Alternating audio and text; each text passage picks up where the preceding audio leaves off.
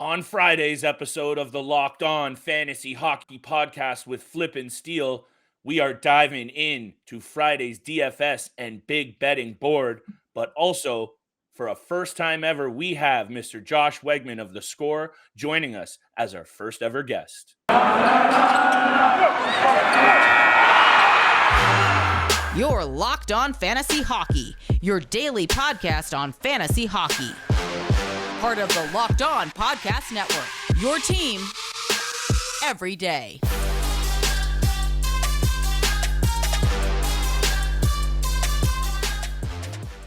Welcome back, everybody, and thank you so much for joining us for episode number 26 of the Locked On Fantasy Hockey Podcast. Today, we'll be diving into the DFS board. We'll be hitting you with some bets, but we are happy and privileged to have friend of the show and longtime writer, editor, and guru of the fantasy hockey world, Mr. Josh Wegman of theScore, here with us today for our first ever guest. Steele and I are fired up for it. Thank you so much for joining us, brother. Thanks for having me on. It's good to talk to you again, Flip.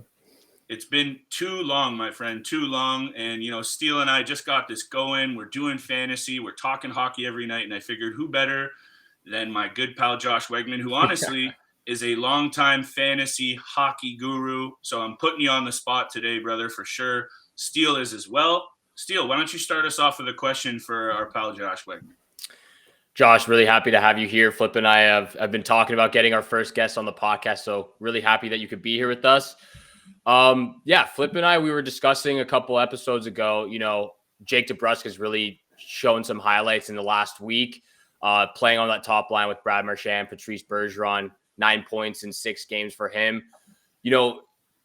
On the trade list, he's jumped up from 23rd to 6th on this trade list, really because of this last week. He's been highlighted.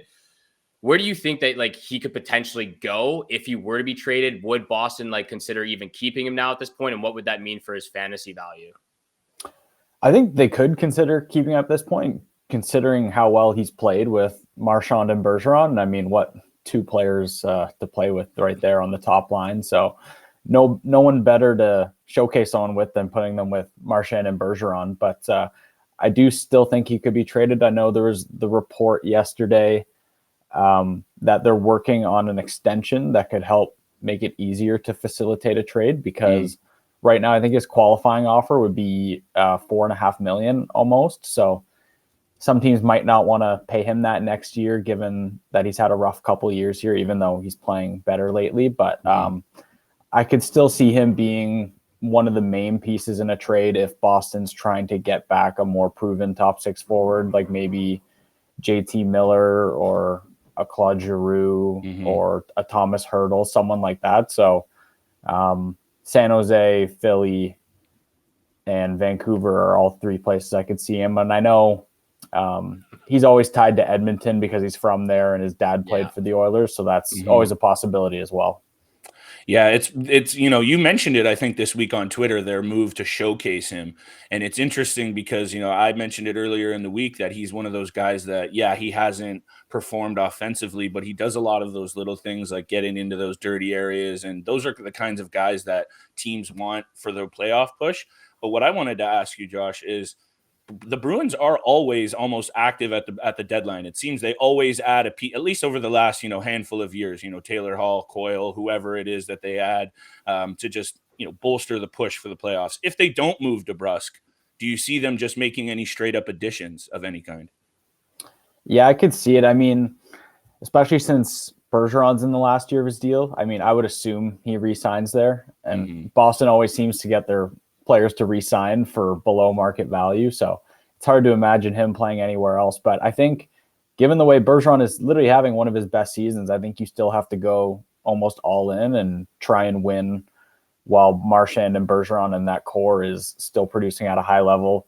Not totally different than Pittsburgh and Washington and their aging cores. I think all 3 of those teams kind of have to go all in and try and extend the window and win while you can, while those players are still performing at an elite rate. And, speaking of going all in, not to shift gears completely, but to still talk about playoff teams, for some reason, the Edmonton Oilers are a hot topic on this show. And, 1 week I'm telling people to sprinkle $20 for them on the cup because the Pacific is wide open. Then the next week they're losing by 6 or 7 goals. Steele's calling me out. So I need to know what you think about the Oilers overall. We know the issues are really in net. Can they go on any kind of run, Josh, with the goalies that they have? At least what do you think is the output for the Oilers this year?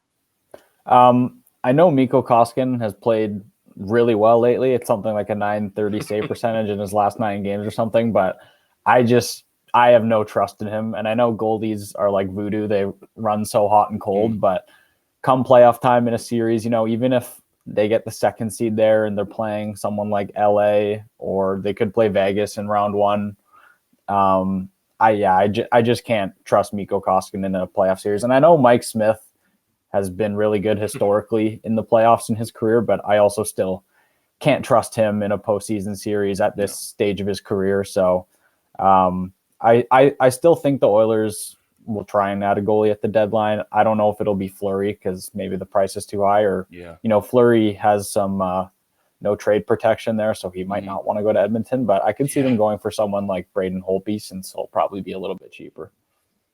I knew I was going to like you, Josh, before you hopped on this podcast. I was telling Flip, I was like, look, if he says some absurd things about Mikko Koskinen going on a run or Mike Smith, I'm going to lose it. But I'm in the same boat. I don't think anyone should be able to trust Mikko Koskinen or Mike Smith, especially in a playoff run. I was just looking at the standings.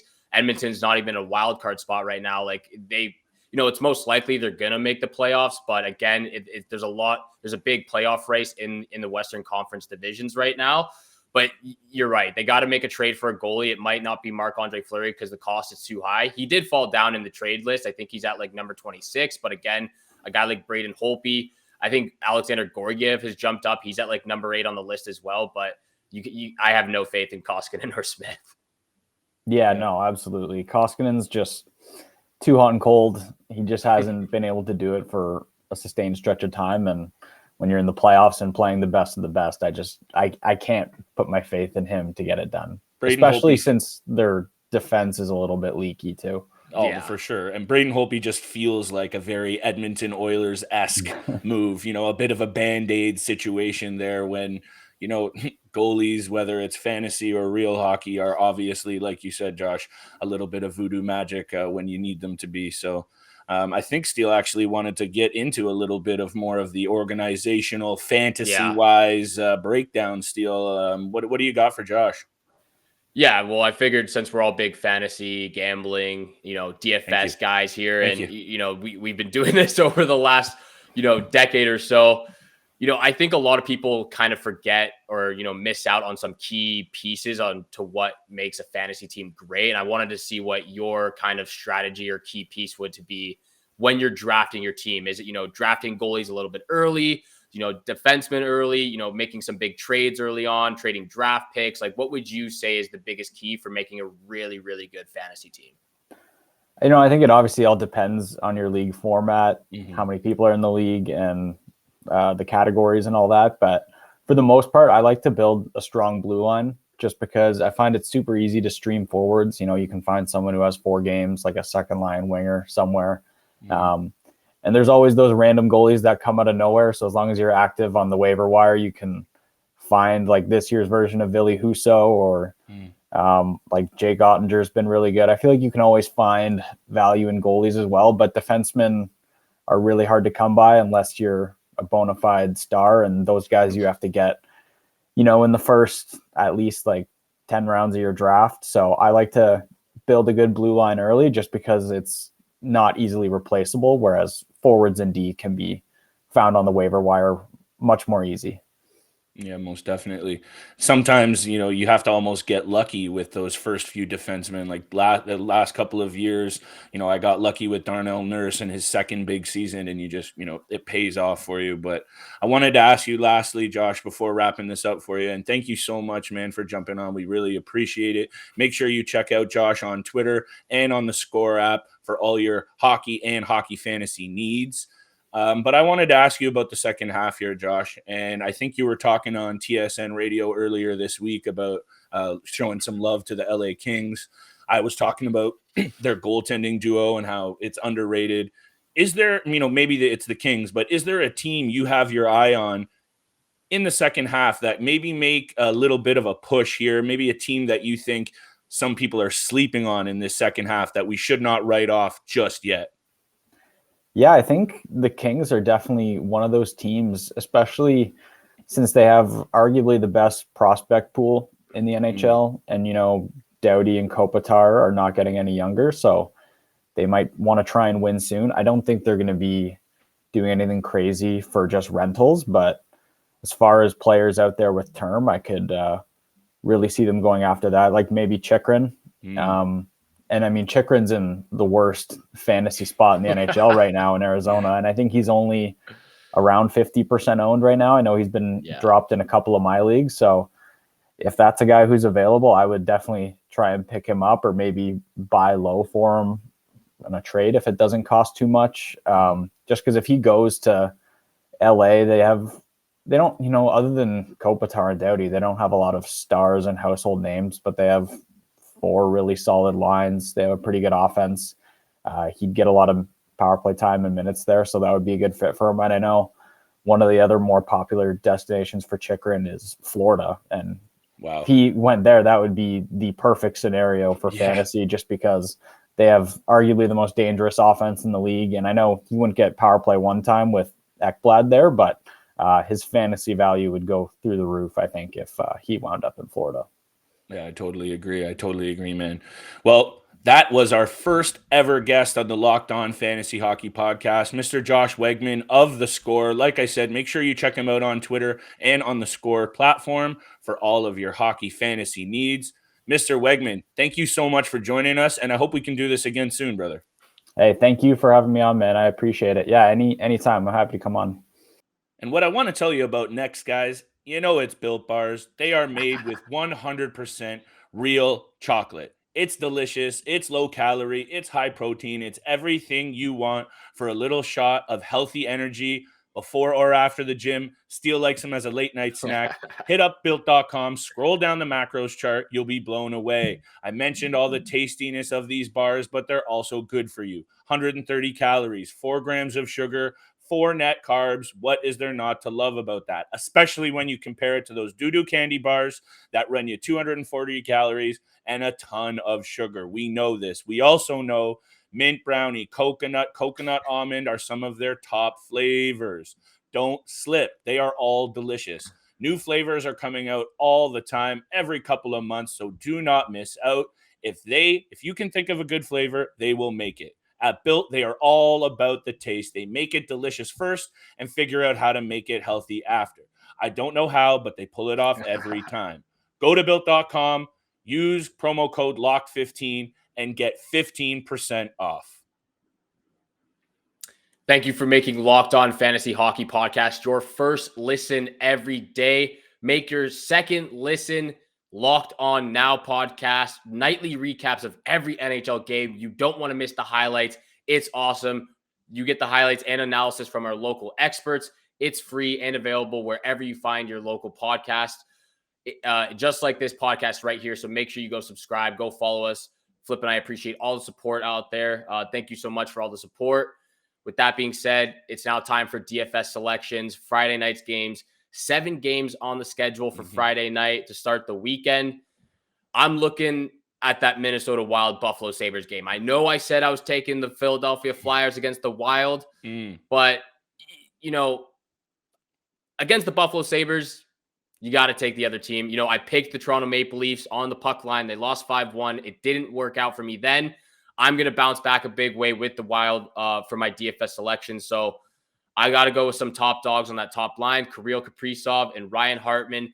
They've been, in a little bit of a slump the last 5-6 games. 3 points for Kaprizov in 5 games before Philadelphia. Hartman 2 points in his last 5 games before the Flyers game on Thursday night. And then look to a guy on the third line like Brandon Duhaime, for the Minnesota Wild. I think you can find him for very, very cheap. He's only going to cost around $2,000, $2,500. Right. And he has 258 fantasy points on the season, 14 points in total. But this guy lays the ball out there. He likes to hit everybody, everything that moves. And I think he has the potential to score. That third line for the Minnesota Wild with Marcus Foligno and Joel Eriksson-Ek, they have been very underrated. Mm-hmm. This entire Minnesota team has been in a very bad slump this last week.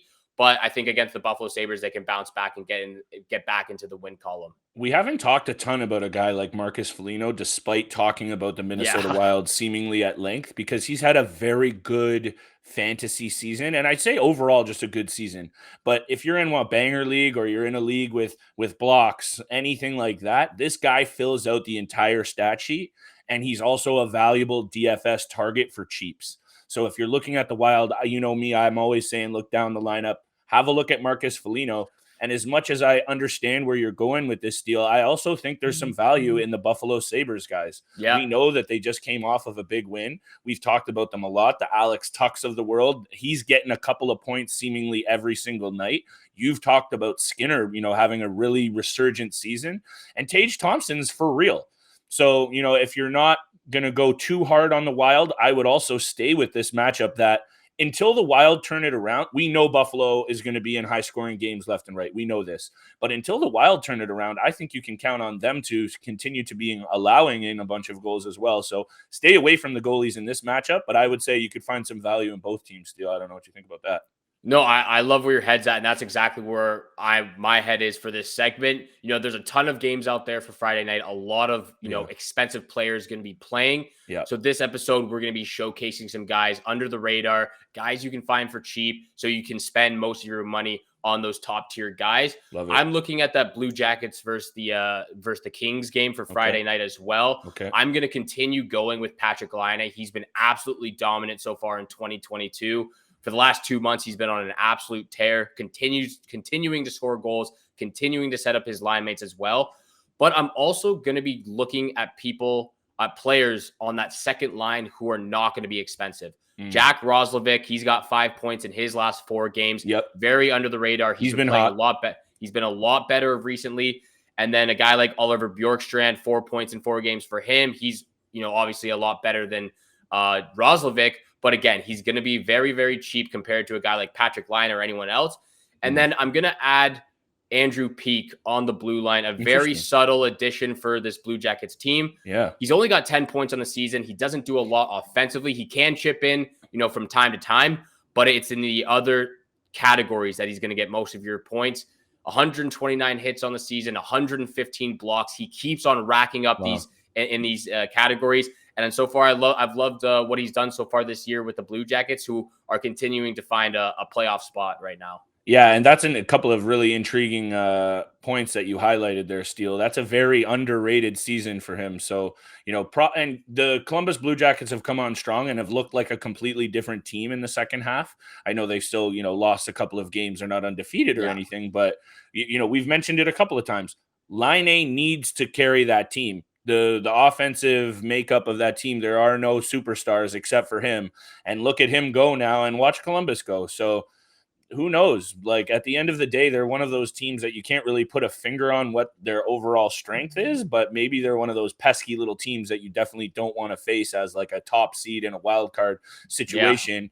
Yeah. Speaking of good situations though, and I'll be talking about this in a sec, as I always say, I'm also looking to the New York Rangers, who almost let one get away Wednesday night, but, sound 5-3 win at home. I still think that there's some value to be had here, Steele. You're going to pay the top dollar for the top line, but, a guy like Alexis Lafreniere, who's been better of late, is going to be a relatively cheap option. He's playing on the top line. I like when that happens. The guy hasn't had an overall great season, but he's slotted into that top line. Check him out for a good price. And guys like Dryden Hunt and Ryan Strome, you've talked about them a lot. Strome will be a little bit more money for sure because he's right up there with the goal lead. But I think that there's some good selections from the New York Rangers tonight that I think you should take a look at. Of course, Shesterkin going up against the New Jersey Devils. You're going to pay premium for him, but that would also be my goalie target for the night, Steele. I like everything you just said there too. And that's why I was showcasing some of the cheaper options for this game because there's so many games, juicy matchups Friday night.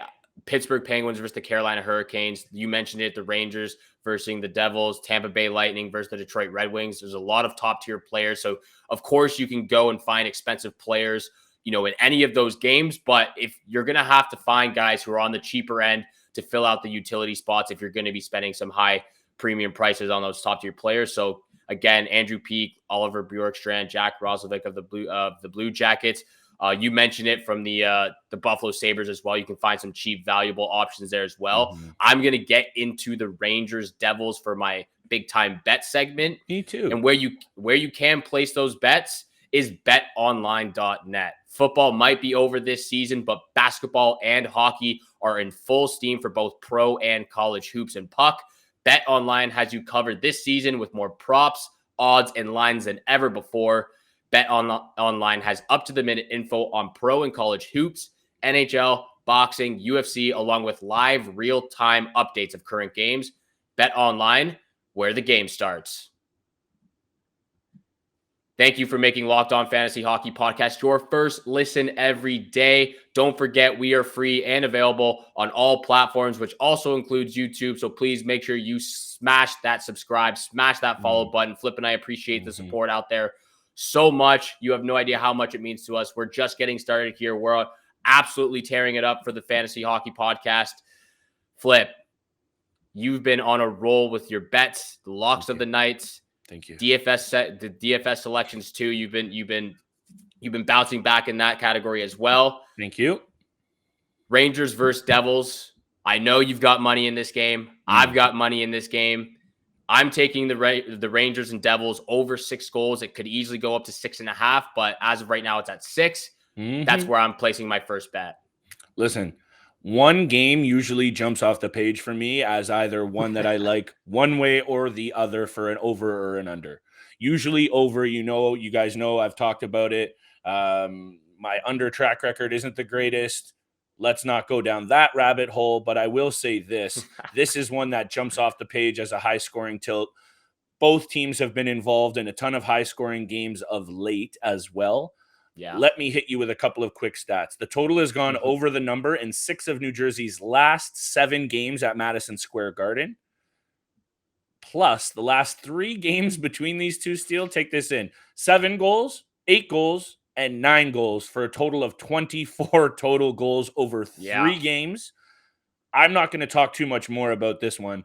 It's at 6 right now. That seems off. So if you can get it at 6, jump on it. It could go up to 6.5. I talked about teasing numbers for better odds, for worse odds. This might be a situation where, tease down to 5.5. That's free money. I'm sorry. This game is going to go over the number. I also really like this spot for the Rangers. This is going to be my lock of the night steal. I'll give it away right now because I'm talking about this same game. Rangers money line minus 175. The Devils are 0-7 against their last 7 games versus the Rangers. I could see this being an absolute pump show. The Rangers are in a dogfight in the Metro Division. Yeah. We've talked about the quality of that team at length. I like the way that they bounced back after almost blowing it on Wednesday. I think this could be a big turnaround and big push for them. I'm selling it up. Over and Rangers money line heavy. I'm not going puck line. Let's get a big old stinky lock of the night win in early. Rangers money line minus 175, my lock of the night. I love it. You can't go wrong with the Rangers, especially with playing the Devils for over 6 goals as well as on the money line. I think there's a lot of money to be there. You mentioned that the Rangers are in a dogfight in that division. Mm-hmm. There's another team in the Central Division that's in a dogfight right now. That's going to be my second pick, the Dallas Stars money line versus the Winnipeg Jets. Yeah. I think this might not seem like a big game to a lot of people, but from my eyes, this is a huge game for the Dallas Stars organization. Mm-hmm. If they win against the Winnipeg Jets, it will put them ahead of the Predators for first in the wildcard spot and tied in points with the Minnesota Wild. It will also lengthen their distance from the Jets, who are not out of a playoff race right now as well. They're 6 or 8 points behind the Stars right now for that second wild card spot. So again, this is a huge game for Stars, a lot of playoff implications. These are the games that really, really matter when you can distance yourself from teams that are trying to catch you. So I'm taking the Stars on the money line. I believe they're on the road as well. So that will be my second pick of the night. I like it, Steele. And I'll feed you with one more before. I haven't heard your lock, I don't think, yet. So we'll tease that to the very end. I like it. I'm going player prop. I have to. I've been hitting them. I didn't You have do these a ton at the start of the show. I had Breadman last night, 2 assists and a goal. You don't always get the greatest odd, but they're not the worst either. And I like it, right? Regardless of where the game goes, your bet's always alive. So there's the true degenerate in me. I'm going to stop talking. This is what I have for you. Pittsburgh Penguins at the Carolina Hurricanes. Yeah. Carolina is 6-4 in their last 10 against the Penguins. I think this is a coin flip game with both teams being on the second night of a back-to-back. I don't know really where it's going to go. I would lean Hurricanes, though. But where I'm looking at is that top line of Koivu, Teravainen, Andrei Svechnikov, and Sebastian Aho have been sensational. Specifically, I'm going to look at Sebastian Aho, their best player, in my opinion, riding a 7-game point streak, 3 goals and 5 assists. 2 of those goals game winners as well, Steele. The kid is feeling it. That top line is feeling it. I'm going to go any, goal by association here, hopefully get a point. Sebastian Aho, anytime assist, I think is going to be a really, really great pick in a good spot for the Hurricanes, who will probably be facing Casey DeSmith, but we'll see what happens. Flip, you actually blindsided me there. I swear you were going to go with another anytime assist from Sidney Crosby. Nah, that's boring. Okay, I thought you were going there, but I like you. I like the fact that you're switching it up. I have to. I've done too much Sid. I love it. Okay, I love it. Good. Sebastian Aho is by far their best player. I don't think there's any debate for that. So I love that you're taking him anytime assist against the Pittsburgh Penguins in that second matchup Friday night. My lock of the night, we talked about it for DFS selections. You mentioned how Buffalo, has some great assets and valuable, players. I'm not going with Buffalo. I am taking the Minnesota Wild on the money line. Ooh. Look, this losing streak has to come to an end.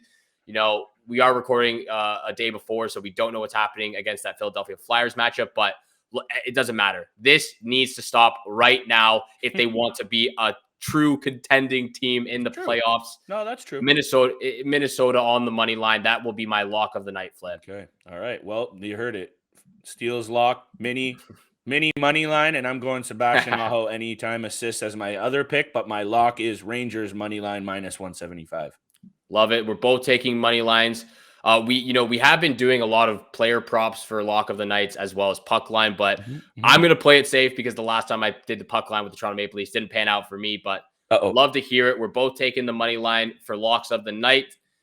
Thank you so much for making Locked On Fantasy Hockey Podcast your first listen every day. If you want more gambling advice and what you should pick, but not for just hockey, make your second listen Locked On Bets, your daily one-stop shop for all your gambling needs. Locked On Bets is hosted by your boy Q with insight from Lee Sterling. It's free and available on all podcast platforms, just like this podcast right here. So please make sure you smash the subscribe, smash the follow button. And once you do, you'll get the latest episodes of Locked On Fantasy Hockey Podcast as soon as they're available each and every day, Monday to Friday at 7 o'clock in the morning Eastern time. And like we mentioned so many times, make sure you comment on the videos. Let us know what you want to hear next. Some comments, some feedback. If you want, message us on Twitter at the Locked On Fantasy Hockey Show as well. If you need any help with trades or situations in your fantasy league, we'll always be here to help as soon as possible. We'll get back to you as soon as possible. Thank you again for tuning in for today's show with Flip and I.